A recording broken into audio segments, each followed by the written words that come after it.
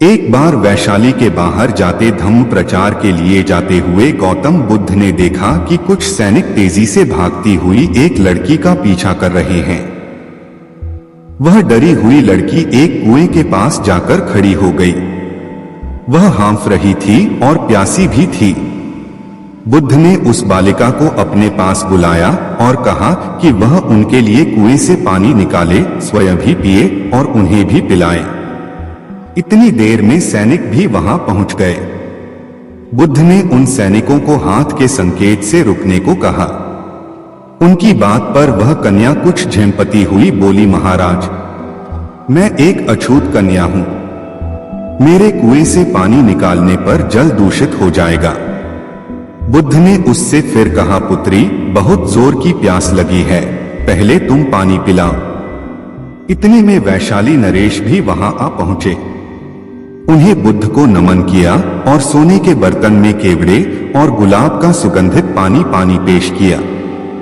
बुद्ध ने उसे लेने से इनकार कर दिया।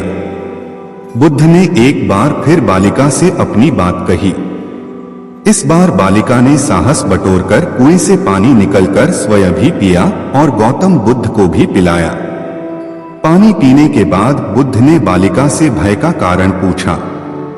कन्या ने बताया, मुझे संयोग से राजा के दरबार में गाने का अवसर मिला था। राजा ने मेरा गीत सुन मुझे अपने गले की माला पुरस्कार में दी, लेकिन उन्हें किसी ने बताया कि मैं अछूत कन्या हूं। यह जानते ही उन्होंने अपने सिपाहियों को मुझे कैद खाने में डाल देने का आदेश दिया। मैं किसी तरह उनसे बचकर यहां तक पहुंची थी। इस पर बुद्ध ने कहा, सुनो राजन, यह कन्या अछूत नहीं है, आप अछूत हैं।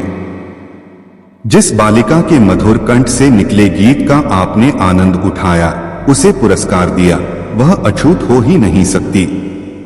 गौतम बुद्ध के सामने वह राजा लज्जित ही हो सकते थे। एक बार वैशाली के बाहर जाते धम्म प्रचार के लिए जाते हुए गौतम बुद्ध ने देखा कि कुछ सैनिक तेजी से भागती हुई एक लड़की का पीछा कर रहे हैं। वह डरी हुई लड़की एक कुएं के पास जाकर खड़ी हो गई। वह हाँफ रही थी और प्यासी भी थी। बुद्ध ने उस बालिका को अपने पास बुलाया और कहा कि वह उनके लिए कुएं से पानी निकाले, स्वयं भी पिए और उन्हें भी पिलाए। इतनी देर में सैनिक भी वहां पहुंच गए। बुद्ध ने उन सैनिकों को हाथ के संकेत से रुकने को कहा। उनकी बात पर वह कन्या कुछ झेंपती हुई बोली, महाराज, मैं एक अछूत कन्या हूं। मेरे कुएं से पानी निकालने पर जल दूषित हो जाएगा। बुद्ध ने उससे फिर कहा, पुत्री, बहुत जोर की प्यास लगी है, पहले तुम पानी पिलाओ। इतने में वैशाली नरेश भी वहां आ पहुंचे। उन्हें बुद्ध को नमन किया और सोने के बर्तन में केवड़े और गुलाब का सुगंधित पानी पेश किया। बुद्ध ने उसे लेने से इनकार कर दिया। बुद्ध ने एक बार फिर बालिका से अपनी बात कही। इस बार बालिका ने साहस बटोरकर कुएं से पानी निकलकर स्वयं भी पिया और गौतम बुद्ध को भी पिलाया। पानी पीने के बाद बुद्ध ने बालिका से भय का कारण पूछा। कन्या ने बताया, मुझे संयोग से राजा के दरबार में गाने का अवसर मिला था। राजा ने मेरा गीत सुन मुझे अपने गले की माला पुरस्कार में दी, लेकिन उन्हें किसी ने बताया कि मैं अछूत कन्या हूं। यह जानते ही उन्होंने अपने सिपाहियों को मुझे कैद खाने में डाल देने का आदेश दिया।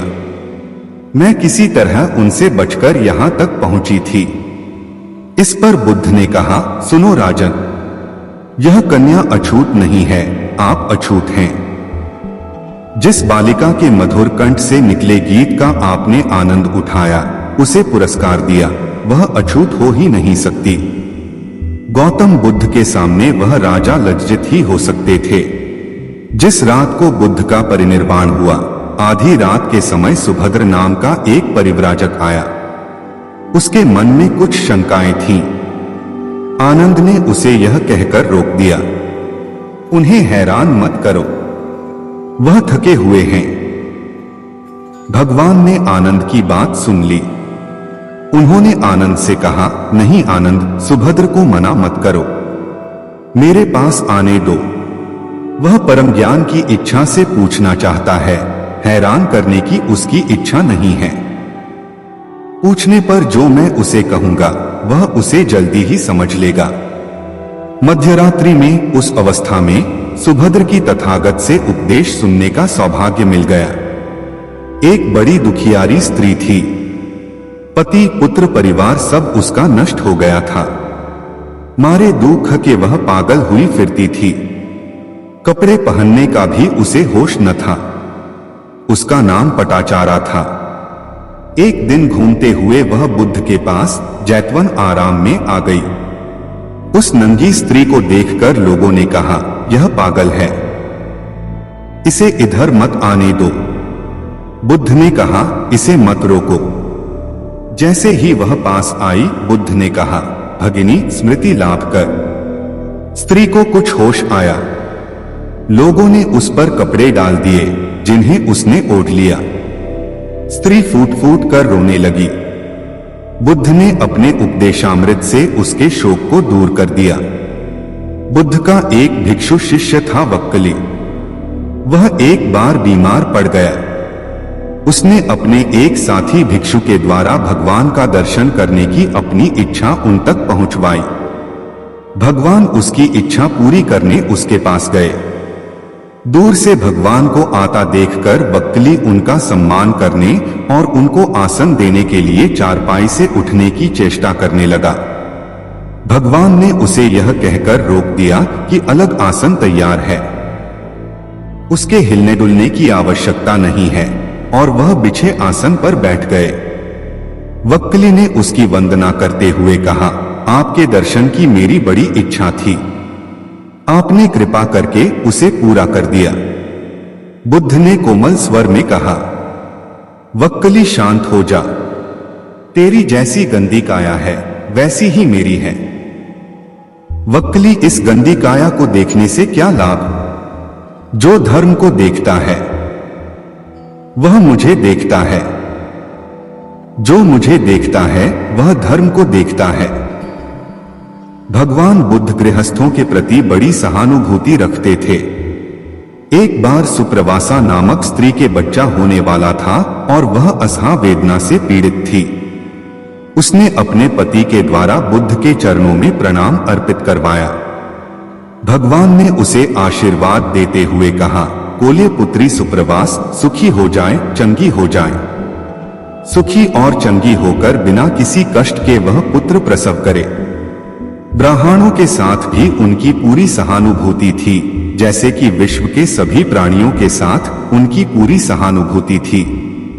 बावरी नामक ब्राह्मण के एक शिष्य ने जब अपने गुरु की ओर से भगवान के चरणों में प्रणाम निवेदन किया तो भगवान ने आशीर्वाद देते हुए कहा, शिष्यों सहित बावरी ब्राह्मण सुखी हो। मानवक तुम भी सुखी हो, चिरजीवी हो। बुद्ध के पास छोटा ब्रा जो भी जाता था वह उससे कहते थे, आओ तुम्हारा स्वागत है। भगवान अपनी अंतिम यात्रा में पावा और कुशीनारा के बीच जा रहे थे। रास्ते में उन्हें पुक्कुस मलपुत्र नामक व्यापारी मिला। उसने उन्हें एक दुशाला भेंट किया, परंतु भगवान उसे अकेले कैसे आड़ते? वह अपने शिष्य आनंद को सम्मिलित करना चाहते थे। उन्होंने कहा, पुक्कुस दुशाले के एक भाग को मुझे ओढ़ा दे, दूसरे को आनंद को। पुक्कुस ने ऐसा ही किया।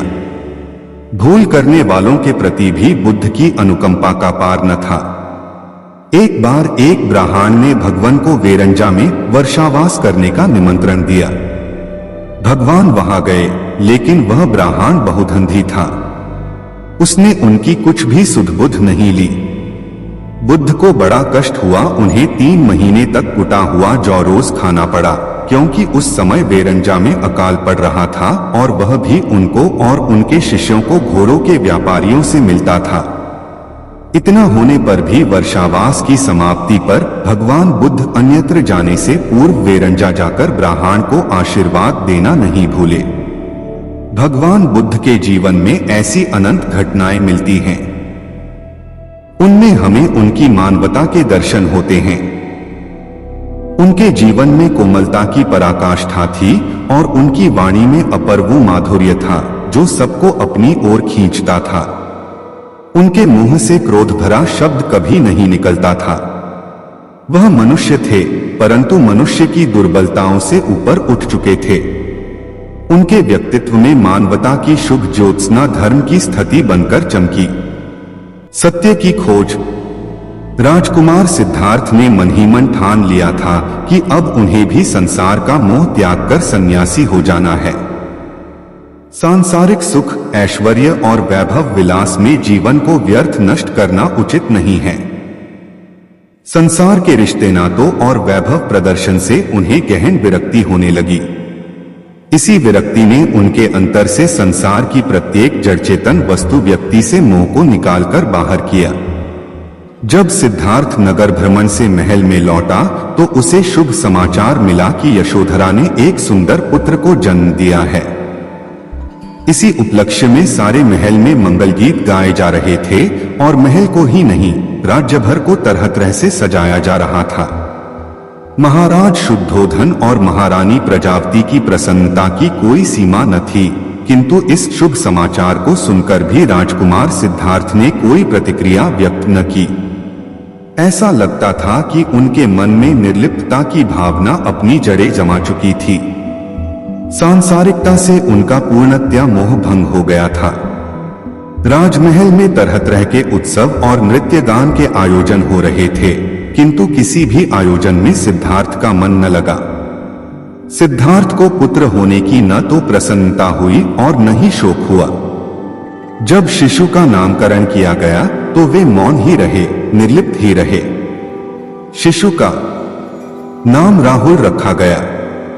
राहुल अभी अत्यंत छोटा ही था कि सिद्धार्थ ने गृह त्याग कर सत्य की खोज में निकलने का निर्णय किया। यह आषाढ़ की पूर्णिमा थी। चांद पृथ्वी पर अपनी शीतल छटा बिखेर रहा था। सिद्धार्थ ने औतम बार राहुल और यशोधरा की ओर देखा और राजमहल छोड़कर बाहर निकल आए। सिद्धार्थ ने अपने सेवक छंदक को निद्रा से जगाया और रथ तैयार करने को कहा। छंदक ने सोचा, संभवत स्वामी इस समय भ्रमण करने की इच्छा रखते हैं। उसने तुरंत रथ तैयार कर दिया। रथ में सवार होकर सिद्धार्थ ने खंदक को वन की ओर चलने को कहा। अनोमा नदी के निकट जंगल में जाकर सिद्धार्थ ने छंदक से रथ रोकने को कहा। रथ रुकते ही वे रथ से नीचे आ गए। सिद्धार्थ ने अपने सभी राजसी अलंकरण और वस्त्र उतारकर छंदक को सौंपे और उसे महल लौट जाने का आदेश दिया। सिद्धार्थ का आदेश सुनकर छंदक फूट फूट कर रोने लगा। राजकुमार छंदक शोकाकुल स्वर में बोला, जब महाराज और महारानी आपके सन्यासी होने का समाचार सुनेंगे तो उनका तो हृदय ही फट जाएगा। वे इस दुख को कैसे सहन कर पाएंगे? छंदक, यह संपूर्ण संसार ही दुखों का मेला है। संसार में रहकर केवल दुख ही पाया जा सकता है। यदि सुख पाना है तो यह संसार छोड़ना होगा। मैं सुख दुख की इस श्रृंखला को समाप्त करने के लिए ही गृह त्याग कर रहा हूं। और फिर सिद्धार्थ ने कटार से अपने रेशमी मुलायम केशों को काट डाला। छंदक को उन्होंने समझाते हुए कहा, छंदक, माता पिता को मेरा प्रणाम कहना और कहना कि संसार के दुखों कष्टों को समाप्त करके मुक्ति का मार्ग खोजने के लिए ही मैं गृह त्याग कर रहा हूं। और इसके बाद सिद्धार्थ ने छंदक को महल लौट जाने का आदेश दिया। सिद्धार्थ के आदेश पर छंदक शोकनिमग्न हो राजकुमार को प्रणाम करके राजमहल की ओर लौट चला। छंदक ने राजमहल में लौटकर राजकुमार सिद्धार्थ के गृह त्याग की सूचना दी तो महाराज शुद्धोधन और महारानी प्रजापति का दुख से बुरा हाल हो गया। यशोधरा तो नीर बहाती हुई विलाप कर उठी। राजा शुद्धोधन के मुख से निकला, आज विद्वान पंडितों और ज्योतिषियों की भविष्यवाणी सत्य हो गई। मेरा प्रिय पुत्र गृह त्याग कर लोक का कल्याण करने के लिए सन्यासी बनने को निकल पड़ा। उसे मेरे अनेकों प्रयास भी न रोक पाए। यशोधरा ने अपने पति के राजसी अलंकरणों के त्याग की बात सुनकर अपने शरीर से सभी अलंकरण त्याग दिए, केवल सुहाग चिन्हों को ही शरीर पर धारण किया। यहाँ तक कि पृथ्वी पर सोना और पत्तल पर खाना उसने अपना नियम बना लिया। राजकुमार सिद्धार्थ के गृहत्याग से राजमहल में शोक का सन्नाटा छा गया। राजमहल का वाद्य संगीत और पायल की रुंझुन भी न जाने कहां खो गई। साधना की ओर राजकुमार भ्रमण करते हुए मगध की राजधानी राजगृह के निकट पहुंचे। राजगृह के निकट पहाड़ की अनेक कंदराएं थीं। सिद्धार्थ ने इन्हीं कंदराओं को अपना बसेरा बनाया। इन कंदराओं में एक मर्मज्ञ आचार्य आलाड़ साधनारत रहते थे। सिद्धार्थ ने आचार्य आलाड़ से ही साधना के गूढ़ रहस्य प्राप्त किए और उनके निर्देश पर ही तपश्चर्या में जुट गए। यहाँ पर उन्होंने कठोरता पूर्वक नियम संयम का पालन करते हुए तपश्चर्या आरंभ कर दी। वे साधना में इतना रत हो जाते थे कि उन्हें अपने तनमन की भी कोई सुध-बुध न रहती थी। इस कठोर साधना से उनका बलिष्ठ शरीर धीरे धीरे निर्बल होने लगा, किंतु उन्होंने अपनी तपश्चर्या जारी रखी। किंतु इतना कुछ होने पर भी उनके मन को तनिक भी शांति प्राप्त न हो सकी। इसके विपरीत यहाँ उन्हें और भी अधिक उद्विग्नता ने घेर लिया। उस समय मगध का सम्राट बिंबसार था। जब सम्राट ने यह सुना कि कपिलवस्तु का राजकुमार राजपाट त्याग पहाड़ों की कंदराओं में साधना कर रहा है, तो उन्हें बड़ी उत्सुकता हुई कि उनके दर्शन किए जाएं। एक दिन सम्राट बिंबसार सिद्धार्थ के दर्शन करने वहां आ पहुंचा। सम्राट ने सिद्धार्थ को देखा कि राजकुमार का शरीर बड़ा कोमल और सुंदर है। उन्हें सिद्धार्थ पर दया आने लगी। सिद्धार्थ को सम्राट के आने का आभास मिला तो उन्होंने आंखें खोलकर उन्हें प्रणाम किया और वहां आने का कारण पूछा। सम्राट बोले, राजकुमार, इतने कोमल शरीर से इतनी कठोर साधना करना तो अपने ही शरीर पर अन्याय करना होगा। यदि राज्य सुख की आवश्यकता है तो मेरे साथ महल में चलो। सम्राट, यदि मैं राज्य सुख चाहता तो राजमहल का त्याग ही क्यों करता। मेरी इच्छा स्थायी सुख, स्थायी शांति प्राप्त करने की है। ठीक है कुमार, जब तुम अपने उद्देश्य में सफलता प्राप्त कर लो तो एक बार मुझे दर्शन देने अवश्य आना, कहकर सम्राट वहां से चले गए। प्रेम और रोटी। असिस्टेंट काउंसिलर गस्टाफो फाक ने लुई के पिता के सम्मुख जब लुई से अपनी शादी का शुभ प्रस्ताव रखा, तब वृद्ध पिता का पहला सवाल था, तुम कितना पैदा कर लेते हो। 100 क्रोनर से ज्यादा तो नहीं कर पाता, लेकिन कुछ नहीं। लुई के पिता ने बीच में टोक कर कहा, तुम्हारी आमदनी काफी नहीं है। लेकिन वह मुझे कितना प्यार करती है। मैं भी तो उसे प्राणों से ज्यादा चाहता हूं। हम दोनों एक दूसरे पर कितना विश्वास करते हैं। हो सकता है कुछ भी हो, लेकिन क्या 200 क्रोनर ही तुम्हारी सारी सालाना आमदनी है। हमारी जान पहचान पहले पहल लिडिंगो में हुई थी। सरकारी तनख्वाह के अलावा भी तुम्हें कुछ ऊपरी आमदनी है क्या, लुई के पिता ने जोर देकर पूछा। हाँ, अच्छा, हमारे ख्याल से इतना ही हम दोनों के लिए काफी है। और फिर देखिए हमारा आपस में प्रेम। सो तो बिल्कुल ठीक है, लेकिन मुझे साफ साफ कुछ हिसाब किताब तो बताओ। ओह, उत्सुक प्रेमी ने कहा, मैं कुछ ऊपरी काम करके काफी पैदा कर सकता हूं। क्या क्या? और कितने का? मैं फ्रेंच पढ़ा सकता हूं और अनुवाद भी कर सकता हूं। और फिर मैं प्रूफ रीडिंग से भी तो कुछ पैदा कर सकता हूं। कितना अनुवाद कर सकते हो? पेंसिल हाथ में उठाकर वृद्ध ने पूछा। यह तो ठीक नहीं बतला सकता, लेकिन फिलहाल मैं एक फ्रेंच की किताब का अनुवाद 10 क्रोनर फी फुर्मे के हिसाब से कर रहा हूं। कुल मिलाकर कितने फर्मे हैं सारी किताब में? यही कुछ दर्जन कहना चाहिए। बहुत ठीक, यह कुल समझ लो 250 क्रोनर हुआ।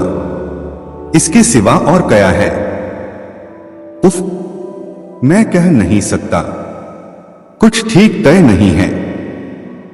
क्या कुछ ठीक तय नहीं है और तुम शादी करना चाहते हो? अरे बच्चू, मालूम होता है कि तुम जानते नहीं हो कि शादी होती क्या है। समझे? क्या तुम्हें मालूम है कि तुम्हारे बच्चे होंगे, उन्हें खिलाना पड़ेगा, पहनाना पड़ेगा, पढ़ाना पड़ेगा और उनके लिए न जाने क्या क्या और करना पड़ेगा। लेकिन फाक ने विरोध करते हुए कहा, बच्चे तो देर में भी हो सकते हैं और हम लोग इतना प्यार करते हैं कि बच्चों का जल्दी पैदा होना बिल्कुल निश्चित है। इसीलिए फिर कुछ रुककर लुई के पिता ने कहना शुरू किया, मेरे ख्याल से तुम दोनों के दोनों शादी करने पर तुले हुए हो, इसमें कोई शक नहीं और ठीक है, लेकिन यह तो बताओ कि तुम्हें एक दूसरे में कौन सी बात अच्छी लगती है, क्योंकि मुझे लग रहा है कि मुझे तुम्हारे विवाह के लिए अब अनुमति देनी ही पड़ेगी। इसलिए अच्छा है कि जो समय तुम लुई के पास बैठकर बर्बाद करते हो उसमें काम करके कुछ पैदा ही करो। वृद्ध की इस स्वीकृति से युवक फाक एकदम खिल उठा और उसने बड़े सम्मान और आदर के साथ उनके हाथ चूम लिए। भगवान ही जानता है वह उस वक्त कितना खुश था और उसकी लुइयो वह भी तो फूली नहीं समाती थी। शाम को जब वे साथ साथ हाथ में हाथ डालकर घूमने गए तो कैसा सुंदर गर्वसा अनुभव कर रहे थे और उनके मुखों पर एक विचित्र चमक सी खिल रही थी। अब वह शाम को उससे मिलने आने लगा था। साथ में वे छपे हुए कागज ले आया करता था जिनका वह प्रूफ ठीक करता होता। इसका पापा के ऊपर बड़ा अच्छा असर पड़ा और लुई ने भी सोचा कि मेरे लिए वह कितनी मेहनत करते हैं, यही सोचकर वह उसे चूम लेती। लेकिन एक दिन शाम को जरा जी बहलाने की गरज से वे थिएटर चले गए। वहां से लौटे तो एक सिकर में इस सब में पूरे 10 क्रोनर खर्च हो गए। इसी तरह कई और दिन शाम को वह ट्यूशन पर न जाकर लुई के साथ घूमने निकल गया। जैसे जैसे शादी का दिन नजदीक आता जाता था अपना घर सजाने की फिक्र उन पर सवार होती जाती थी, इसलिए कुछ जरूरी चीजें भी खरीदनी थीं। उन्होंने एक बढ़िया सा पलंग खरीदा जिसमें स्प्रिंगदार गड्ढे, बढ़िया चादर, तकिया और मच्छरदानी भी साथ में थे। लेकिन लुई को एक नीला रेशमी लिहाफू चाहिए था क्योंकि उसके बाल पीले सुनहरे रंग के थे, सो वह भी खरीदा गया। इसके सिवाय उन्होंने लाल शेड वाला एक लैंप खरीदा, वीनस की एक चीनी की प्रतिमा खरीदी और एक मेज ली जिसमें चाकू, छुरी, कांटे और शीशे के बर्तनों का एक बढ़िया सेट भी शामिल था। रसोई के लिए बर्तन खरीदने में लुई ने अपनी मां की सलाह और सहायता ली। तो इस तरह बेचारे असिस्टेंट काउंसिलर की नाक में दम था। इधर से उधर मकान ढूंढने के लिए दौड़े दौड़े फिरता, कारीगरों के काम की देखभाल करता, सब फर्नीचर आ गया या नहीं यह खबर रखता, चेक लिखता, क्या क्या नहीं करना पड़ रहा था बेचारे को। और इस बीच में स्वाभाविक ही है कि गस्टाफो कुछ पैदा नहीं कर सकता था।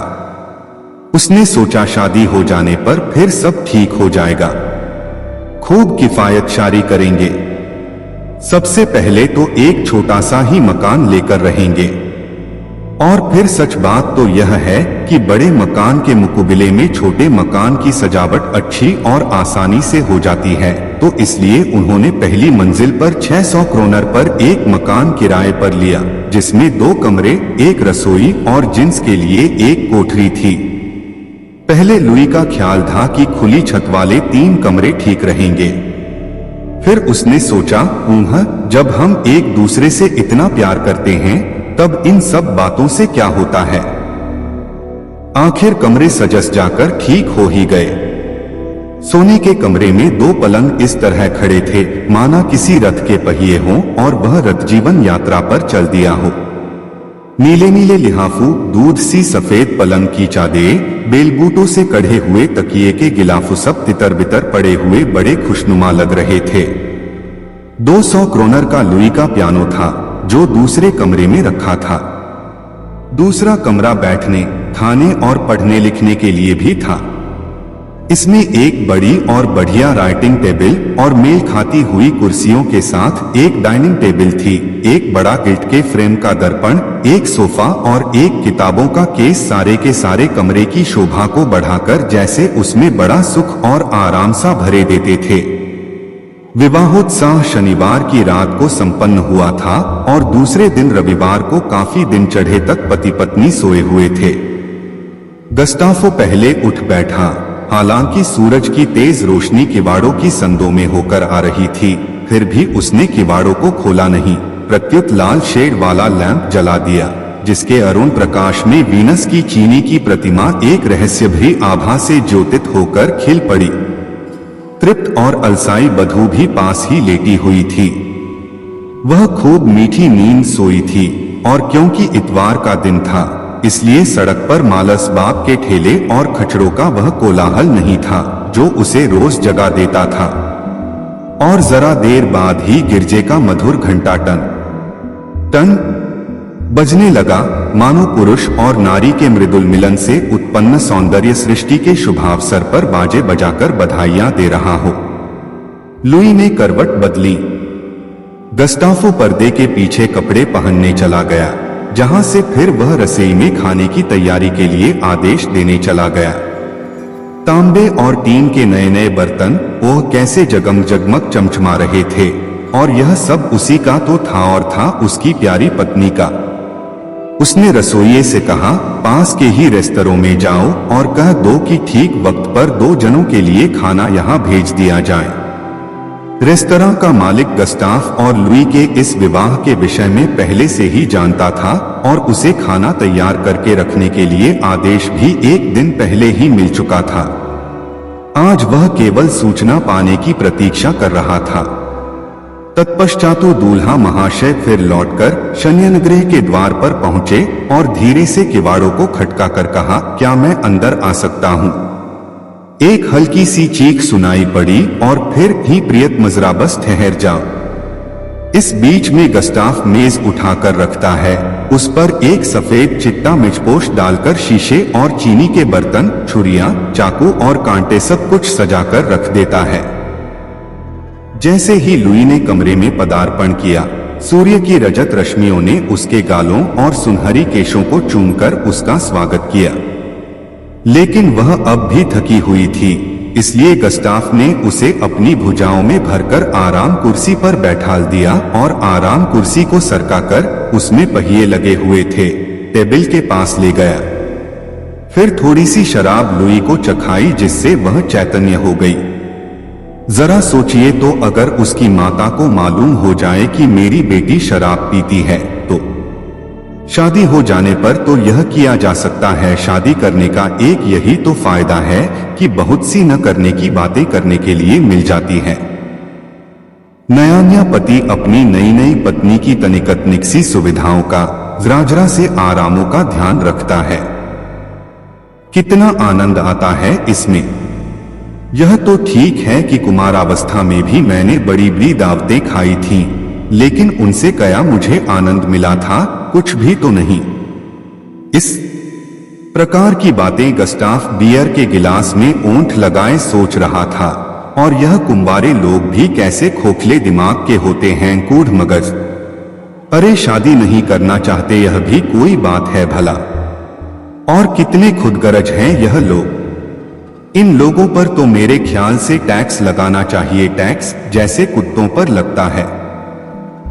किंतु लुई अपने विचारों में इतनी कट्टर नहीं है। वह बड़ी सहूलियत और मीठेपन से इस बात को जोर देकर कहती है कि वे बेचारे जो शादी नहीं करते, रहन के काबिल हैं। अगर उनकी हैसियत शादी करने की हो तो वे कुंवारे कभी नहीं रहे। गस्ताफ के दिल में जरा सी कसक है, हाँ, लेकिन सुख कोई धन से ही तो नहीं मिलता। नहीं, लेकिन खैर कोई बात नहीं, थोड़े दिन में ही बहुत सा काम मिल जाएगा और तब फिर सब काम ठीक से चलेगा। और इस समय तो वह बढ़िया खाने खा ही रहा है, मेवे, मिठाइयां और शराब। लुई सशंकित हो उठती है और संकोच से पूछ बैठती है, क्या हम हमेशा ही इस ढंग से रह सकेंगे? और उत्तर में गस्ताफ उसके गिलास में थोड़ी सी शराब और उड़ेल देता, ओह तुम बड़ी पगली हो लुई, बेकार डरती हो। ऐसा दिन रोज रोज नहीं आता मेरी लुई, जीवन बहुत सुंदर है और यदि उसकी इस सुंदरता का उपभोग करने का अवसर मिले तो उसे छोड़ना नहीं चाहिए। शाम को 6 बजते हैं और 2 घोड़ों वाली एक शानदार फिटन उनके दरवाजे पर आकर खड़ी होती है। बात की बात में वे उस पर हवा खाते होते हैं। लुई और गस्टाफ बड़े आराम से सीट का सहारा लेकर बैठते हैं। जब उनके जान पहचान वाले और मित्र उन्हें राह चलते मिल जाते हैं और बड़े ताज्जुब और ईर्ष्या से उनका अभिवादन करते हैं, तब वे बड़ा सुख अनुभव करते हैं। इस असिस्टेंट काउंसलर के हाथ अच्छा माल लगा है। एक तो बीबी मिली और ऊपर से रुपए वाली, साथ ही वे यह जरूर सोचते होंगे और हम गरीब लोगों को पैदल धूल फांकते चलना पड़ता है। घोड़ा गाड़ी पर चढ़कर चलने में कितना मजा आता होगा। मखमली गद्दोंदार सीटों पर बैठे बैठे चले जाइए, बिना किसी जरा सी भी तकलीफ के, बिना कोई मेहनत किए हुए। सुखी विवाहित जीवन की प्रतीक है यह घोड़ा गाड़ी। तो इस तरह उनका पहला महीना रास रंग, नाचत माशो और दावतों में ही बीता। फिर भी जो समय वे घर पर व्यतीत करते थे वह सबसे अधिक आनंदप्रद होता। रात में लुई को अपने ससुर के घर से लाने में एक अजब तरह का आनंद गस्टा को आता। घर लौटकर वे जो चाहे सो करते। थोड़ा सा कुछ खाना तैयार करते, फिर खा पी कर काफी रात गए तक ग्रिपशप लड़ाते। गस्टाफ हमेशा कम खर्च करने के पक्ष में रहता, कम से कम उसका ऐसा ख्याल जरूर था। हालांकि व्यवहार में इस पक्ष के विरुद्ध कार्य करने में उसे कृतई कोई मुसीबत नहीं मालूम पड़ती थी।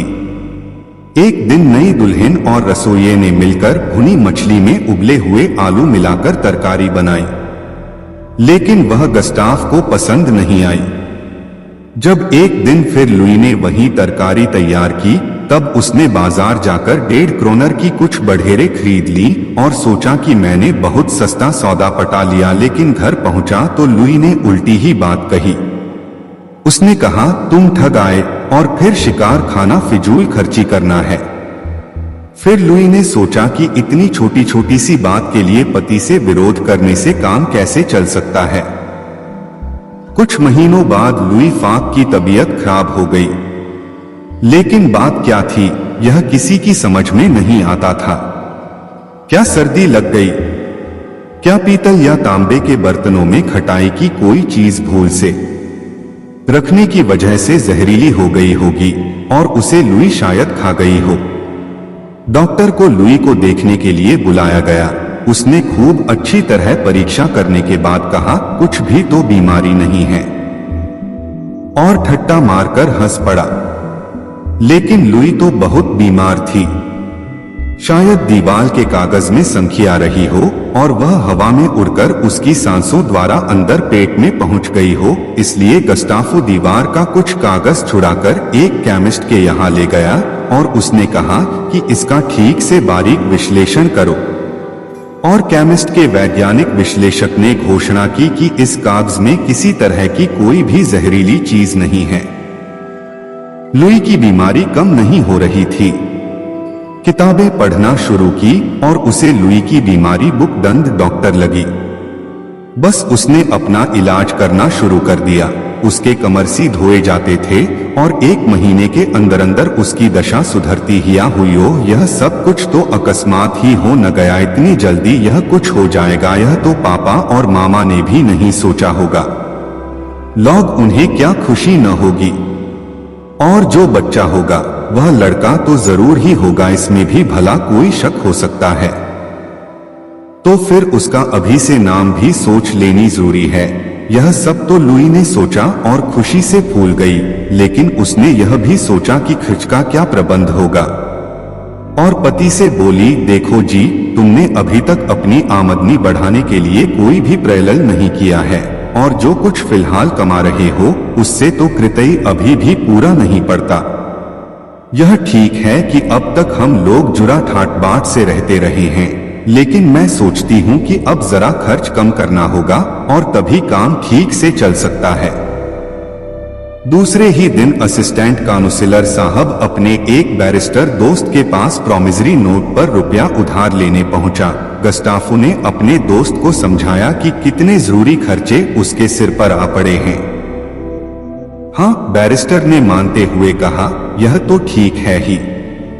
शादी करना और कुटुंब बढ़ाना बड़ा महंगा व्यापार है। मैं तो कभी इस व्यापार में हाथ नहीं डाल सकाए। यह सुनकर आगे और खुशामद करना गस्ताफ की हया ने पसंद नहीं किया। खाली हाथ जब वह घर लौटकर पहुंचा तो खबर मिली कोई 2 अनजान आदमी तुम्हें पूछते थे। नहीं नहीं, वे सैनिकों की तरह हट्टे कट्टे जवान थोड़े ही थे, वे काफी प्रौढ़ व्यक्ति थे। अरे तब मेरे उपसला के मिलने वाले होंगे, मेरी शादी के बारे में सुनकर आए होंगे। जही नहीं नौकर बीच में टोककर बोला, वे उपसला वाले नहीं थे, वे यहीं के स्टाखामी थे और लाठियां लिए हुए थे। हमारी समझ में तो कुछ आया नहीं, लेकिन वे कह गए हैं कि हम अभी लौटकर आते हैं। गस्ताफ फिर बाजार चला गया और इस बार रसभरी खरीद लाया। घर आकर उछलते हुए बोला, जरा सोचो तो सही लुई, सिर्फ 1.5 क्रोनर में इतनी सारी रसभरी, और तब जब मौसम नहीं है इनका। कैसा बढ़िया सौदा रहा है न?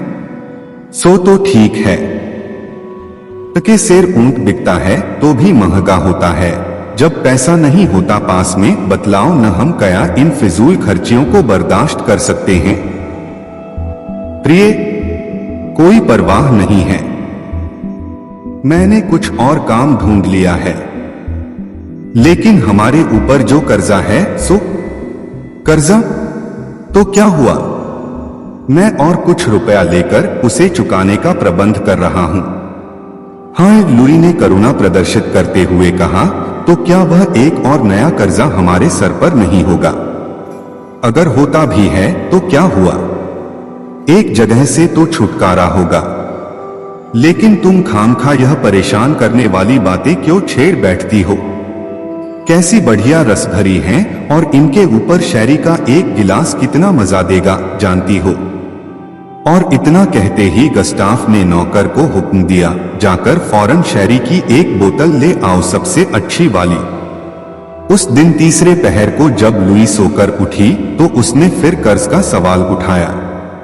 उसका ख्याल था कि वह जो कुछ कहने जा रही हैं उससे गस्ताफो नाराज नहीं होगा। नाराज तो वह हो ही नहीं सकता। तब क्या वह घर के लिए कुछ रुपया चाहती थी? लुई ने समझा, पंसारी का रुपया नहीं दिया गया है, गोश्त वाला धमकी देता था, और वह फिटन वाला सईस भी कहता है कि हिसाब तय कर लो। बस असिस्टेंट काउंसिलर साहब ने फरमाया, सिर्फ इतना ही। अरे तो इनका तो कल ही पाई पाई चुकता कर दूंगा, लेकिन हमें और बात भी तो सोचनी चाहिए। आज शाम को पार्क में घूमने चलोगी ना? लेकिन फिटन पर नहीं चलेंगे, प्राण से ही काम चल सकता है। और शाम आई, वे पार्क गए और एल्हेम्ब्रा रेस्तरां में खाना खाया।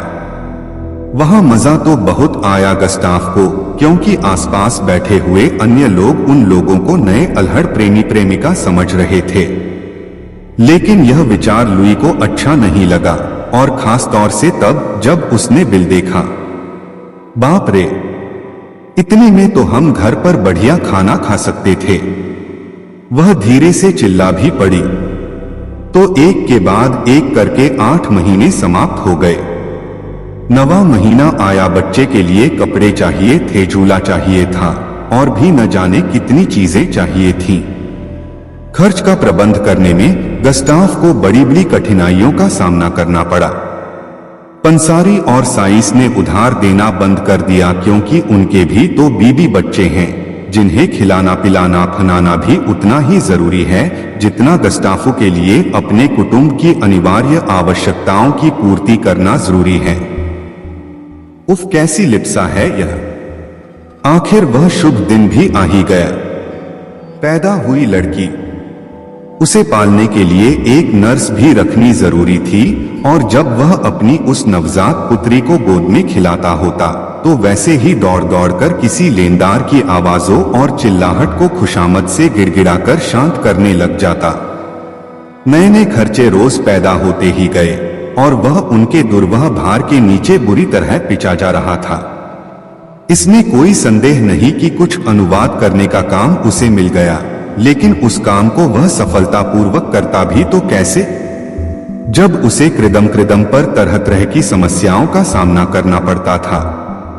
इसी दुरावस्था में गस्टाफ अपने ससुर से सहायता मांगता है, लेकिन वह उसे बहुत रुखेपन से जवाब देता है, मैं इस बार तो तुम्हारी मदद किए देता हूँ, लेकिन आइंदा फिर कभी नहीं करूँगा। मेरे पास जो कुछ भी थोड़ा सा बचा है वह मेरे ही लिए काफी नहीं है, और फिर तुम ही मेरे लिए अकेले नहीं हो। खैर, तो जैसे तैसे काम चला ससुर की सहायता से। माँ के लिए बढ़िया बढ़िया भोजन जरूरी थे ही, चूजे और बढ़िया शराब भी तो, और बच्ची के लिए रखी गई नर्स को भी वेतन देना ही पड़ता था। खैर, सौभाग्यवश जैसे तैसे लुई फिर बिल्कुल अच्छी हो गई। उसका पहला सौंदर्य और आकार लौट आए। तब एक दिन ससुर ने फिर दामाद से कहा, अगर बर्बाद नहीं होना चाहते तो अब आइंदा और बच्चों के लिए कोशिश मत करना। फिर भी कुछ दिनों तक गस्टाफो फाक का छोटा सा कार्टून प्रेम और ऋण पर पलता रहा, लेकिन और कब तक पलता रहता। एक दिन दिवालियेपन ने आकर गला दबोच ही तो लिया। घर के मालस बाप की कुर्की पर चढ़ने की नौबत आ गई। तब एक दिन लुई के पिता आकर मां बेटी दोनों को लेकर चलते बने। सिकर्म में बैठते बैठते वृद्ध यह कहने से न चुका, मैंने अपनी पुत्री एक ऐसे शख्स को उधार दी थी जिसने उसकी इज्जत उतारकर उसे साल भर बाद ही लौटा दिया। लुई खुशी से गस्टाफ के साथ रहती, लेकिन वहां तो पेट के लिए एक नाज का दाना तक भी तो नसीब नहीं था। वह अकेला रह गया। एक दिन कुक अमीन वही लाठी वाले लोग आए और उसके मकान से रसोई के बर्तन तक उठाकर ले गए। घर में न एक फूटी कौड़ी बची, न पानी पीने को एक गिलास, और न लेटने को टूटी चारपाई, और न फटा बिस्तर ही। गस्टाफो का असली जीवन अब शुरू हुआ था। उसने किसी तरह एक दैनिक समाचार पत्र में प्रूफरीडी की जगह पाली थी, जहां उसे रात को 8-8, 10-10 घंटे तक काम करना पड़ता था। सरकारी नौकरी उसकी अब भी बाकी थी, हालांकि तरक्की रुक गई थी क्योंकि वह दिवालिया घोषित नहीं किया गया था। ससुर साहब ने उसके ऊपर इतनी दया जरूर की कि उसे इतवार को अपनी पत्नी और पुत्री से मिलने की अनुमति दे दी, लेकिन एक क्षण के लिए भी वह लुई को अकेले में गस्टाफ के पास नहीं रहने देता था। जब शाम को वह अपने अखबार के ऑफिस में जाने लगता था तो वे लोग उसे दरवाजे तक पहुंचाने आते थे और वह अपने कुचले हुए मरे हुए आत्मसम्मान को लेकर विदा हो जाता था। अपने ऊपर से सारे बोझ को उतारने में संभव है गस्टाफ को 20 वर्ष लग जाएं और तब क्या वह अपनी पली और पुत्री का भरण पोषण कर सकेगा? शायद नहीं, और अगर दुर्भाग्य से इसी बीच में उसके वृद्ध ससुर साहब ढुरक जाएं, तब तो वे सबके सब बिना घर बार के हो जाएंगे। इसलिए उस क्रूर हृदय वाले अपने वृद्ध श्वसुर के प्रति भी उसे कृतज्ञ होना चाहिए, जिसने इतनी निर्ममता से उसके सारे मानवीय सुख को उससे जबरदस्ती छीन लिया। हाँ, और मानव जीवन स्वयं भी तो आज इतना कठोर और कुरूप हो उठा है। खेत में हल चलाने वाले जानवरों का गुजारा तो आसानी से हो जाता है, लेकिन सारी सृष्टि में मनुष्य ही ऐसा प्राणी है जिसे अपना पेट भरने के लिए मेहनत मजदूरी करने की जरूरत पड़ती है। कितनी शर्म की बात है। और यह शर्म चीख चीख कर पूछ रही है कि इस जीवन में हर एक इंसान को क्यों मेवे मिठाई खाने को नहीं मिलते, अरे क्यों रोटी भी नहीं मिलती। बुद्ध की सिखावन। भगवान बुद्ध की धर्मसभा में एक व्यक्ति प्रतिदिन जाया करता था और उनके प्रवचन सुना करता था। उसका यह क्रम 1 महीने तक चला, लेकिन उसके जीवन पर इसका कोई प्रभाव नहीं पड़ा। बुद्ध बार बार समझाते थे, लोभ, द्वेष और मोह पाप के मूल हैं। इन्हें त्यागो, पर वह बेचारा इन बुराइयों से बचना तो दूर, इनमें और फंसता ही जा रहा था। बुद्ध कहते थे, क्रोध करने वाले पर जो क्रोध करता है उससे उसका ही अहित होता है, पर जो क्रोध का जवाब क्रोध से नहीं देता वह एक भारी युद्ध जीत लेता है।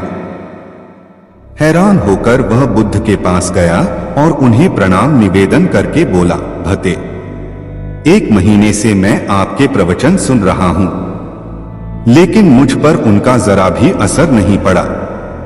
बुद्ध ने मुस्कुराकर उसकी ओर देखा और कहा, अच्छा, कहाँ के रहने वाले हो? श्रावस्ती का। यहाँ राजगृह से श्रावस्ती कितनी दूर है? उसने बता दिया। कैसे जाते हो वहां? सवारी से। कितना समय लगता है? इतना, उसने हिसाब लगाकर बता दिया।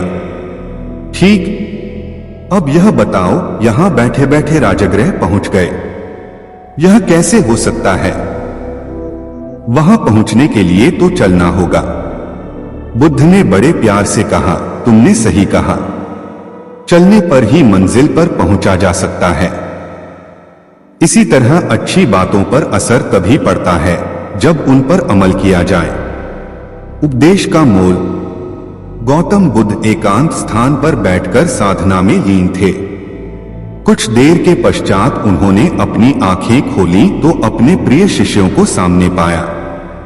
सभी शिष्य गौतम बुद्ध से कुछ जानने के लिए आतुर थे।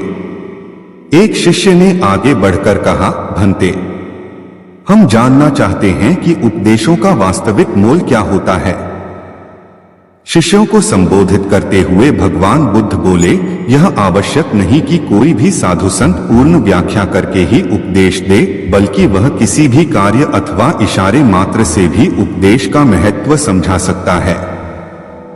इसी विषय में मैं तुम्हें एक कथा सुनाता हूं, सुनो। किसी नगर में एक सेठ रहता था।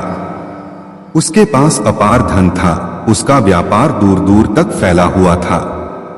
एक दिन एक साधु उसके दरवाजे पर भिक्षा मांगने के लिए आया। सेठ ने उसे भिक्षा दे दी। भिक्षा लेकर जब साधु जाने लगा तो सेठ ने उसे रोककर कहा, महाराज, मुझे कुछ उपदेश तो देते जाइए। साधु ने उसकी ओर देखा और बोला, हफ्ते भर बाद आज ही के दिन मैं फिर आऊंगा, तब उपदेश दूंगा। अपने वादे के अनुसार अगले हफ्ते साधु आया। सेठ तो उसकी राह ही देख रहा था। उसने उसे देने के लिए तरह तरह के पकवान तैयार करवा रखे थे। साधु ने उसके आगे अपना कमंडल कर दिया, लेकिन सेठ जैसे ही उसमें कुछ पकवान डालने को हुआ कि उसका हाथ वहीं का वहीं रुक गया। बोला, स्वामी जी, इसमें तो कूड़ा है। तो साधु ने प्रश्न भरी निगाह से उसकी ओर देखा। सेठ ने कहा, इसे साफ कर दीजिए। साधु ने उसे झाड़कर पोंछ दिया। सेठ ने उसमें खाने की चीजें डाल दी। भिक्षा लेकर साधु जाने लगा तो सेठ ने कहा, महाराज, आप तो जा रहे, क्या भूल गए कि आज आपने मुझे उपदेश देने का वचन दिया था? साधु बोला, अरे, क्या तुम्हें उपदेश नहीं मिला? तो सुनो, मेरे कमंडल में जब गंदगी थी तो तुमने उसमें खाने की चीजें नहीं डाली, उसे साफ करा लिया। इसी तरह तुम्हारे अंदर काम, क्रोध, लोभ, मोह आदि जाने कितनी बुराइयां भरी पड़ी हैं। पहले उन्हें साफ करो, तब कुछ पा सकोगे। तब सेठ को साधु के उपदेश का मोल समझ में आया और उसने उसको अपने जीवन में ढालने का प्रयत्न किया। आलस का फल। गौतम तम बुद्ध के प्रिय शिष्यों में एक ऐसा भी था जो बहुत आलसी था, परंतु वे उसे भी उतना ही स्नेह करते जितना अन्य शिष्यों को। एक दिन गौतम बुद्ध ने उस शिष्य को एक कथा सुनाते हुए कहा, किसी गांव में एक ब्राह्मण रहा करता था। वह बड़ा भला आदमी था, लेकिन साथ ही काम को टाला करता था।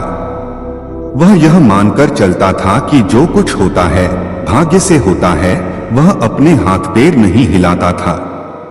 वह बहुत आलसी था। एक दिन एक साधु उसके घर आया। ब्राह्मण और उसकी घरवाली ने उसका खूब आदर सत्कार किया। साधु ने चलते समय खुश होकर ब्राह्मण से कहा, तुम बहुत गरीब हो, लो, मैं तुम्हें पारस पथरी देता हूं। 7 दिन के बाद मैं आऊंगा और इसे ले जाऊंगा। इस बीच तुम जितना सोना बनाना चाहो बना लेना। ब्राह्मण ने पथरी ले ली। साधु चला गया। उसके जाने के पश्चात ब्राह्मण ने घर में लोहा खोजा। उसे बहुत थोड़ा लोहा मिला। वह उसी को सोना बनाकर बेच आया और कुछ सामान खरीद लाया।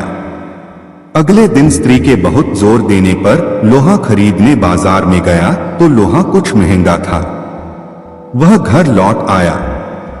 2-3 दिन बाद फिर वह बाजार गया तो पता चला कि लोहा अब पहले से भी महंगा हो गया है। कोई बात नहीं, उसने सोचा 1-2 दिन में भाव जरूर नीचे आ जाएगा, तभी खरीदेंगे। किंतु लोहा सस्ता नहीं हुआ और दिन बीतते गए।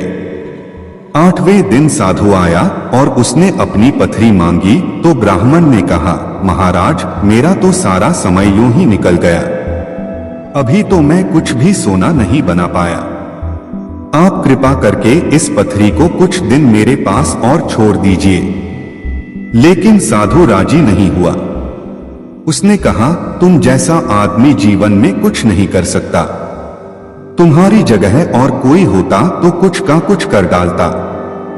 जो आदमी समय का उपयोग नहीं जानता वह कभी सफल नहीं होता। ब्राह्मण पछताने लगा, पर अब क्या हो सकता था। साधु पथरी लेकर जा चुका था।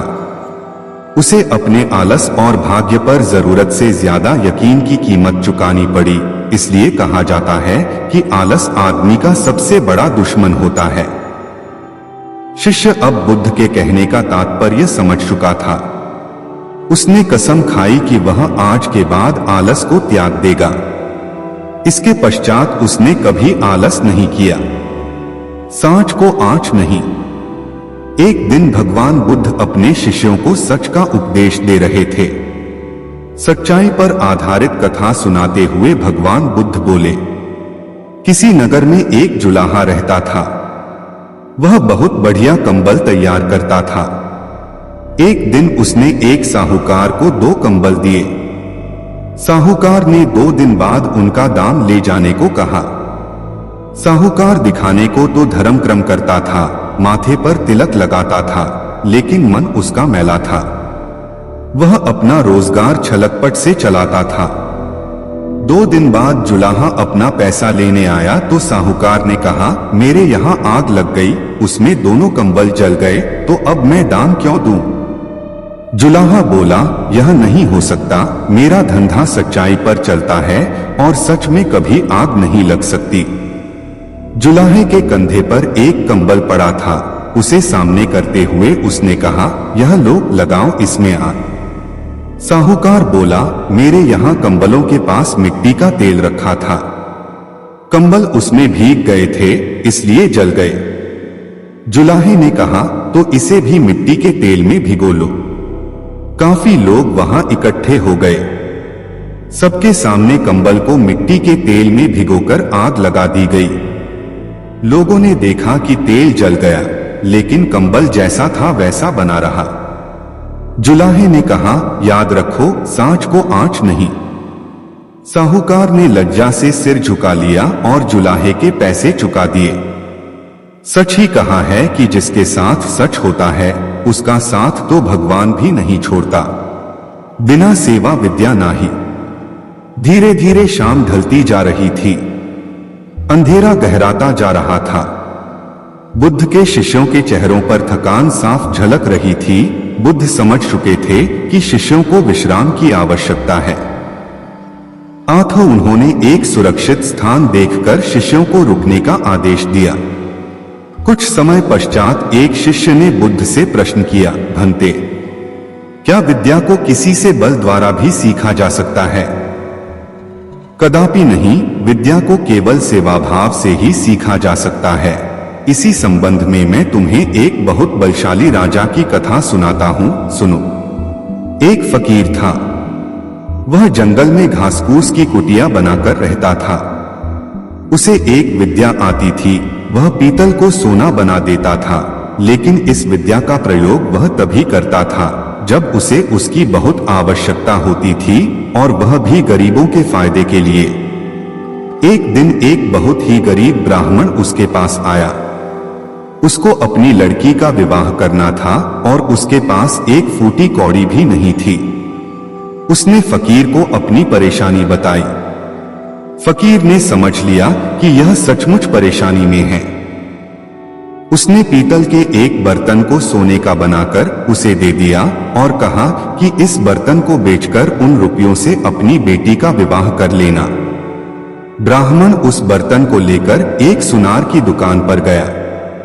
जब उसने सुनार को वह बर्तन दिखाया तो सुनार को संदेह हुआ, ऐसे फटेहाल आदमी के पास सोने का बर्तन हो न हो, यह राजा का ही है। सुनार उसे पकड़कर राजा के पास ले गया। राजा ने पूछा कि क्या बात है, तो उसने सारी बात सच सच बता दी। बात सुनकर राजा के मन में लालच आ गया। उसने सोचा फकीर को बुलाकर यह विद्या अवश्य सीखनी चाहिए। यह सोचकर उसने ब्राह्मण को तो छोड़ दिया, साथ ही अपने एक सिपाही से कहा कि जाओ और उस फकीर को पकड़कर ले आओ। सिपाही गया और थोड़ी देर में ही फकीर को लेकर आ गया। राजा ने कहा, फकीर तुम पीतल को सोना बनाना जानते हो? फकीर बोला, जी हाँ। राजा ने कहा, यह विद्या हमें सिखा दो। फकीर निडरता से बोला, नहीं, मैं ऐसा नहीं कर सकता। जानते हो मैं कौन हूं? राजा ने कड़क कर कहा। फकीर बोला, जानता हूं, खूब अच्छी तरह से जानता हूं। राजा को बहुत गुस्सा आया। उसने कहा, मैं तुम्हें 15 दिन का समय देता हूं। अगर इस बीच तुमने मुझे विद्या सिखा दी तो ठीक, नहीं तो फांसी पर लटकवा दूंगा। उसने फकीर को भेज दिया। वह रोज शाम को उसके पास सिपाही भेजता कि वह तैयार है या नहीं। फकीर का एक ही उत्तर, नहीं। ऐसी विद्या को राजा छोड़ना नहीं चाहता। उसने देख लिया कि फकीर को डराने धमकाने से कोई नतीजा नहीं निकलेगा, तो उसने दूसरा उपाय सोचा। जब 7 दिन बाकी रह गए तो उसने अपना भेष बदला और फकीर के पास जाकर उसकी सेवा करने लगा। उसने फकीर की इतनी सेवा की कि फकीर खुश हो गया। फकीर ने पूछा, बोल तू क्या चाहता है? राजा ने कहा, मुझे आप वह विद्या सिखा दीजिए जिससे आप पीतल से सोना बना देते हैं। फकीर ने उसे विद्या सिखा दी और कहा, देख, इसका इस्तेमाल दीन दुखियों की भलाई के लिए ही करना। राजा अपने महल में आ गया। 15वें दिन उसने फकीर को बुलाया और कहा, बोलो विद्या सिखाने को तैयार हो या नहीं? फकीर ने कहा, नहीं। तो तुम्हें फांसी लगवा दूं? जरूर।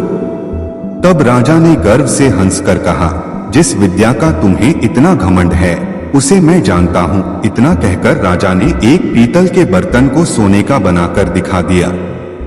फकीर ने कहा, राजन, तुमने यह विद्या किसी की सेवा करके सीखी है। विद्या कभी भी डरा धमकाकर हासिल नहीं की जा सकती। सभी शिष्य कहानी का अर्थ समझ चुके थे।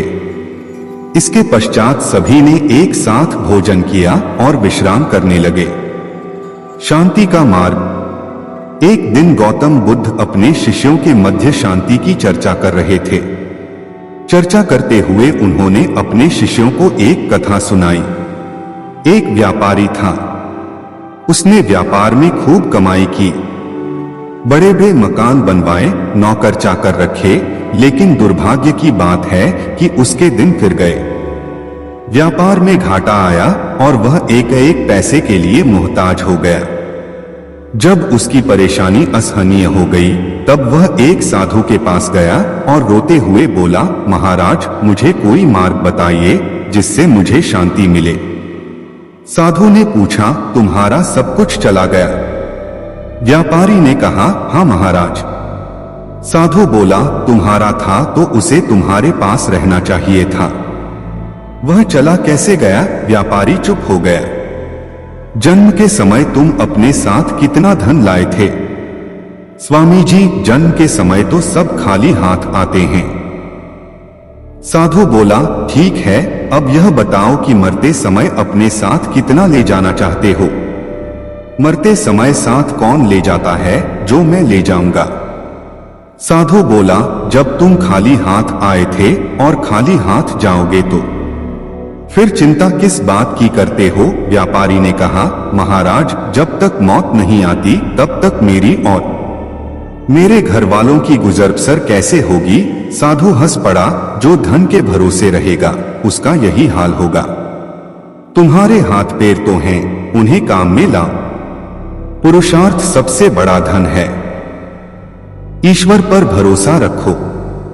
शांति का यही एकमात्र मार्ग है। व्यापारी की आंखें खुल गईं। उसका मन शांत हो गया। जाने कितने वर्षों के बाद पहली बार रात को उसे चैन की नींद आई और उसके शेष दिन बड़े आनंद में बीते। प्रातःकाल दैनिक कार्यों से निवृत्त होकर गौतम बुद्ध के सभी शिष्य एकत्र हो गए। गौतम बुद्ध ने संदेश देना आरंभ किया। बोले, आज मैं तुम्हें ऐसे व्यक्ति की कथा सुनाता हूँ जिसके पास सब कुछ होते हुए भी वह दुखी था। गौतम बुद्ध ने कहना आरंभ किया। किसी नगर में एक सेठ रहता था। उसके पास लाखों की संपत्ति थी, बहुत बड़ी हवेली थी, नौकर चाकर थे। फिर भी सेठ के मन को शांति नहीं थी। एक दिन किसी ने उसे बताया कि अमुक नगर में एक साधु रहता है। वह लोगों को ऐसी सिद्धि प्राप्त करा देता है कि उससे मनचाही वस्तु मिल जाती है। सेठ उस साधु के पास गया और उसे प्रणाम करके निवेदन किया, महाराज, मेरे पास धन की कमी नहीं है, पर फिर भी मेरा मन बहुत अशांत रहता है। आप कुछ ऐसा उपाय बता दीजिए कि मेरी अशांति दूर हो जाए। सेठ ने सोचा कि साधु बाबा उसे कोई ताबीज दे देंगे या और कुछ कर देंगे जिससे उसकी इच्छा पूरी हो जाएगी, लेकिन साधु ने ऐसा कुछ भी नहीं किया। अगले दिन उसने सेठ को धूप में बिठाए रखा और स्वयं अपनी कुटिया के अंदर छाया में जाकर चैन से बैठा रहा। गर्मी के दिन थे। सेठ का बुरा हाल हो गया। उसको बहुत गुस्सा आया, पर वह उसे चुपचाप पी गया। दूसरे दिन साधु ने कहा, आज तुम्हें दिन भर खाना नहीं मिलेगा। भूख के मारे दिन भर सेठ के पेट में चूहे कूदते रहे। अन्न का एक दाना भी उसके मुंह में नहीं गया, लेकिन उसने देखा कि साधु ने तरह तरह के पकवान उसी के सामने बैठकर बड़े आनंद से खाए। सेठ सारी रात परेशान रहा। उसे एक क्षण को भी नींद नहीं आई। वह सोचता रहा कि साधु तो बड़ा स्वार्थी है। तीसरे दिन सवेरे ही उठकर उसने अपना बिस्तर बांधा और चलने को तैयार हो गया। तभी साधु बाबा उसके सामने आकर खड़े हो गए और बोले, सेठ क्या हुआ? सेठ ने कहा, मैं यहाँ बड़ी आशा लेकर आपके पास आया था, लेकिन मुझे यहाँ कुछ नहीं मिला। उल्टे ऐसी मुसीबतें उठानी पड़ी जो मैंने जीवन में कभी नहीं उठाई। मैं जा रहा हूँ। साधु हंसकर बोला, मैंने तुम्हें इतना कुछ दिया, पर तूने कुछ भी नहीं लिया। सेठ ने विस्मय भाव से साधु की ओर देखा और बोला, आपने तो मुझे कुछ भी नहीं दिया। साधु ने कहा, सेठ, पहले दिन जब मैंने तुम्हें धूप में बिठाया और स्वयं छाया में बैठा रहा, तब मैंने तुम्हें बताया कि मेरी छाया तेरे काम नहीं आ सकती। जब मेरी बात तेरी समझ में नहीं आई तो दूसरे दिन मैंने तुम्हें भूखा रखा और स्वयं खूब अच्छी तरह खाना खाया। उससे मैंने तुम्हें समझाया कि मेरे खा लेने से तेरा पेट नहीं भर सकता। सेठ, याद रख, मेरी साधना से तुझे सिद्धि नहीं मिलेगी। धन तूने खुद पुरुषार्थ से कमाया है और शांति भी तुझे अपने ही पुरुषार्थ से मिलेगी। सेठ की आंखें खुल गईं। अब उसे अपनी मंजिल पर पहुंचने का रास्ता मिल गया था। साधु के प्रति कृतज्ञता व्यक्त करता हुआ वह अपने घर लौट आया। सुख और दुख। एक दिन गौतम बुद्ध ने एक दुखी व्यक्ति को देखा। व्यक्ति बुद्ध के चरणों में गिरकर अपने दुख दूर करने का उपाय जानना चाहता था। गौतम बुद्ध ने उस व्यक्ति को अपने पास बिठाया और बोले, तुम व्यर्थ में चिंतित हो रहे हो। सुख दुख हमेशा नहीं रहते। मैं तुम्हें एक कथा सुनाता हूं, ध्यान से सुनो। किसी नगर में एक सेठ रहता था। वह बड़ा ही उदार और परोपकारी था। उसके दरवाजे पर जो भी आता था वह उसे खाली हाथ नहीं जाने देता था और दिल खोलकर उसकी मदद करता था। एक दिन उसके यहाँ एक आदमी आया। उसके हाथ में एक पर्चा था जिसे वह बेचना चाहता था। उसके पर्चे पर लिखा था, सदा न रहे। इस पर्चे को कौन खरीदता, लेकिन सेठ ने उसे तत्काल खरीद लिया और अपनी पगड़ी के एक छोर में बांध लिया। नगर के कुछ लोग सेठ से ईर्ष्या करते थे। उन्होंने एक दिन राजा के पास जाकर उसकी शिकायत की, जिससे राजा ने सेठ को पकड़वाकर जेल में डाल दिया। जेल में काफी दिन निकल गए। सेठ बहुत दुखी था, क्या करे, उसकी समझ में कुछ नहीं आ रहा था। एक दिन अकस्मात सेठ का हाथ पगड़ी की गांठ पर पड़ गया। उसने गांठ को खोलकर पर्चा निकाला और उसे पढ़ा। पढ़ते ही उसकी आंखें खुल गईं। उसने मन ही मन कहा, अरे तो दुख किस बात का? जब सुख के दिन सदा न रहे तो दुख के दिन भी सदा न रहेंगे। इस विचार के आते ही वह जोर से हंस पड़ा और बहुत देर तक हंसता रहा। जब चौकीदार ने उसकी हंसी सुनी तो उसे लगा, सेठ मारे दुख के पागल हो गया है। उसने राजा को खबर दी। राजा आया और उसने सेठ से पूछा, क्या बात है? सेठ ने राजा को सारी बात बता दी। उसने कहा, राजन, आदमी दुखी क्यों होता है? सुख दुख के दिन तो सदा बदलते रहते हैं। सुख और दुख तो जीवन के दो पहलू हैं। यदि आज सुख है तो हो सकता है कि कल हमें दुख का मुंह भी देखना पड़े। यह सुनकर राजा को बोध हो गया। उसने सेठ को जेल से निकलवाकर उसके घर भिजवा दिया। सेठ आनंद से रहने लगा, क्योंकि उसे ज्ञात हो गया कि सुख के साथ साथ दुख के दिन भी सदा नहीं रहते। कथा सुनकर व्यक्ति के मन का बोझ हल्का हो गया। उसने गौतम बुद्ध का आशीर्वाद लिया और अपने घर की ओर चल दिया। अंतरात्मा की आवाज। महात्मा बुद्ध अपने शिष्यों के प्रति बड़ा स्नेह रखते थे। एक दिन उन्होंने अपने शिष्यों को अंतरात्मा की व्याख्या करते हुए एक कथा सुनाई। वे बोले, किसी नगर में एक साधु रहता था। उसके चेहरे पर हर घड़ी प्रसन्नता छाई रहती थी। उसके जीवन में आनंद का साम्राज्य था। लोग अपनी अपनी समस्याएं लेकर उसके पास आते थे और संतुष्ट होकर जाते थे। एक दिन एक सेठ साधु के पास आया और उन्हें प्रणाम करके बोला, महाराज, मेरे पास किसी चीज की कमी नहीं है, धन दौलत बाल बच्चे सब कुछ है, फिर भी मेरा मन बड़ा अशांत रहता है। मैं क्या करूं? साधु ने जवाब नहीं दिया। वह चुपचाप बैठा रहा, फिर उठकर चल दिया। सेठ भी उसके पीछे पीछे चल दिया। आश्रम में एक कोने में जाकर साधु ने आग जलाई और एक एक करके लकड़ी उसमें डालता रहा। आग तेज होती रही। कुछ देर के बाद वह सेठ की ओर बिना देखे उठ खड़ा हुआ। सेठ को बड़ी हैरानी हुई। वह तो अपना दुख लेकर साधु के पास आया था, पर साधु अपने काम में लगा रहा और फिर बिना कुछ कहे वहां से जा रहा था। सेठ ने आगे बढ़कर कहा, स्वामी जी, मैं बड़ी आशा लेकर आपकी सेवा में आया हूं। मुझे कुछ रास्ता तो बताइए। साधु बड़े जोर से हंसते हुए बोला, अरे मूर्ख, मैं इतनी देर से कर क्या रहा था? तुझे रास्ता ही तो बता रहा था।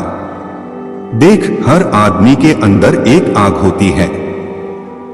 अगर उसमें प्यार की आहुति दो तो वह आनंद देती है, घृणा की आहुति दो तो वह जलती है। तू अपनी आग में रात दिन काम, क्रोध, लोभ, मोह, मद मत्सर की लकड़ियां डाल रहा है। भले आदमी अगर बीज अशांति के बोएगा तो शांति का फल कैसे पाएगा? अपनी अंतरात्मा को टटोल, सुख और दुख बाहर नहीं बल्कि तेरे भीतर है। सेठ की आंखें खुल गईं।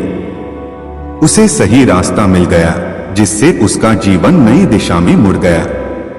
सच्ची मेहनत। एक दिन गौतम बुद्ध अपने शिष्यों के साथ भ्रमण कर रहे थे। तभी एक शिष्य ने पूछा, सच्ची मेहनत की क्या परिभाषा है? क्या आप मेरी इस जिज्ञासा का समाधान करेंगे? अवश्य तुम यह कथा सुनो। इससे स्वयं मेहनत की परिभाषा जान जाओगे। कहते हुए बुद्ध ने एक कथा प्रारंभ की। किसी गांव में एक किसान रहता था। उसकी थोड़ी सी खेतीबाड़ी थी। उससे उसे जो कुछ मिल जाता उसी से वह अपनी गृहस्थी की गुजर बसर कर लेता था। कभी किसी के आगे हाथ नहीं फैलाता था। संयोग से उस किसान का एक बैल मर गया। बेचारा बड़ी परेशानी में पड़ गया। खेत को बोना जरूरी था, पर बोए कैसे? बैल तो एक ही रह गया था। उसने बहुत सोचने के पश्चात एक फैसला किया। हल के जुए में एक ओर बैल जोता और दूसरी ओर अपनी स्त्री, और फिर काम करने लगा। उसी समय वहां का राजा अपनी रानी के साथ रथ पर उधर से गुजरा। अचानक उसकी निगाह हल पर गई, जिसके जुए में एक ओर बैल और दूसरी ओर स्त्री थी। उसे बड़ा आश्चर्य हुआ, साथ ही दुख भी। उसने रथ को रुकवाया और किसान के पास जाकर पूछा, यह तुम क्या कर रहे हो? किसान ने निगाह उठाकर उसकी ओर देखा और बोला, मेरा एक बैल मर गया है और खेत को बोना जरूरी है। राजा ने कहा, भले मानस, कहीं स्त्री से भी बैल का काम लिया जाता है? किसान बोला, क्या करूं और उपाय हो क्या है? उपाय? राजा ने कहा, तुम मेरा एक बैल ले लो, जाओ। किसान बोला, मेरे पास इतना समय नहीं है। इतना कहकर उसने बैल को आगे बढ़ा दिया। राजा ने कहा, सुनो भाई, तुम अपनी स्त्री को बैल लाने के लिए भेज दो। जब तक वह आए तब तक मैं उसके स्थान पर काम करूंगा। किसान की स्त्री ने कहा, तुम तो बैल देने को तैयार हो, पर तुम्हारी पत्नी ने इनकार कर दिया तो? राजा बोला, नहीं, ऐसा नहीं होगा। किसान राजी हो गया। उसकी स्त्री राजा के यहाँ बैल लेने चली गई और राजा ने हल का जुआ अपने कंधे पर रख लिया। किसान की स्त्री ने जब रानी के पास जाकर राजा की बात कही तो वह बोली, बहना, एक बैल से कैसे काम चलेगा? तुम्हारा बैल कमजोर है, हमारा बैल मजबूत है। दोनों साथ काम नहीं कर सकेंगे। तुम हमारे दोनों बैलों को ले जाओ। स्त्री बड़ी लज्जित हुई। उसे तो डर था कि कहीं वह एक बैल भी देने से इनकार न कर दे। वहीं एक छोड़ दोनों को देने के लिए रानी तैयार थी।